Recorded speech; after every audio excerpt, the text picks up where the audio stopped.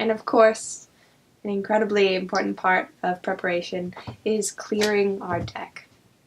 So these are my tarot cards. I love them very much, and they love me. And they love me because I take care of them and because I clear their energy. So when do you want to clear your card deck? When would you do that? How often? And my rule of thumb is, if other people have been doing spreads with my cards, I do a quick clearing for them.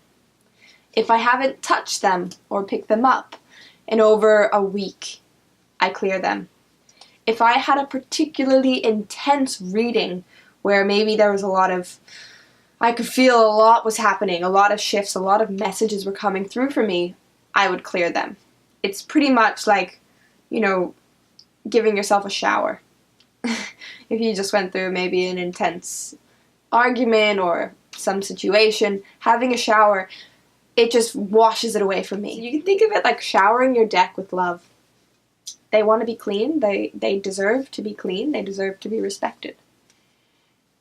So, I have a few little tricks that I do for consecrating and clearing my deck. The first step is clearing it. So, depending on what kind of clearing you're wanting, if it's been, just say someone else has used your deck, and you just want to reconnect the energy to you, what I would do is I'd hold my deck, and I'd put it against either my heart or my solar plexus. And right now, I think I'm going to do my heart. And I would put my right hand on top of the deck and my left hand on top of my right hand. And I would just hold the deck to my heart. I'd breathe in and out, and I'd actually push the deck a fair bit so that I can feel the pulse of my heart pumping into the deck. And I just focus on my heartbeat and my breath. And intentionally, I'm charging my heart force, my life force back into my cards. And this is just a quick clearing you can do. Sometimes even just a knock, just banging out any energy. And there are other ways as well that you can charge your deck. So this is a basic clearing technique, one over the other. Breathing into your heart. Another one is actually using tools. So I love to use crystals. This is citrine. This is a crystal I've been working with lately. It's beautiful and abundant, and I'm using it for the essence of grounding, earthing, very physical realm, finances, wealth, health, all sorts of beautiful abundance. So whatever you're working on lately or whatever you're trying to attract lately, you want an altar. You want an altar to clear your cards and to keep them in a safe space while you're not using them. To keep them in the flow of abundant energy and energetic vibration. So, I've had an altar since probably the age of 5. I did it very intuitively. I'd go out and I'd find sticks and flowers in the yard. And I just knew I wanted to have them in my room. So I cleared off my whole bed table and I'd put those napkins, the linen napkins over the top.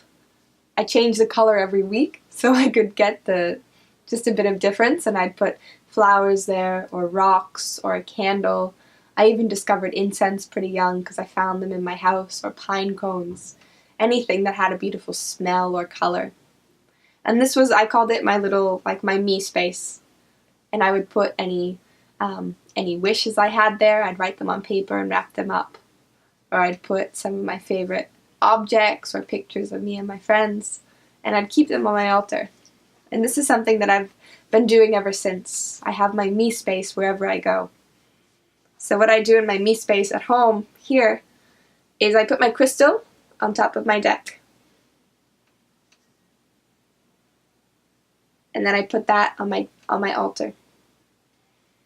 And altars are simple to make. They're very easy.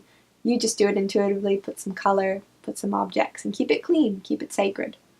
And this is where cards love to live, because then they are always bathing in this very divine vibration that allows them to speak truthfully. And I also recommend, I've used this one quite a bit, this is Palo Santo. And it's a wood from a tree, it's bark, and you burn it, and it's kind of like the male equivalent of sage, and it's extremely cleansing. So I sage my cards every once in a while. When I sage myself, probably once a week. And as you can, I've used this quite a bit.